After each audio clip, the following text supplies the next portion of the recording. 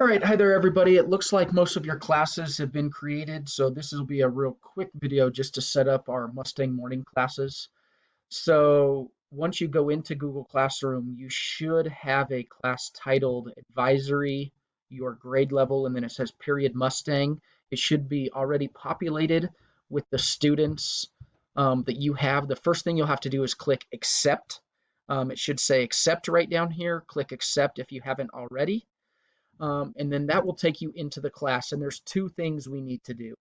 The first thing we need to do is come up to this settings, the cog that's here, and we're going to change the title to Advisory 6 dash your last name. So this would be Advisory 6 Boo. I'm going to hit save.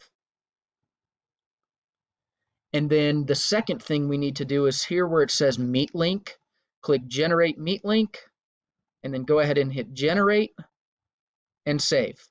And so now, as long as a student gets here to the classroom, which is already on their classroom page as well, they can click on the link to come to the first meeting next Tuesday.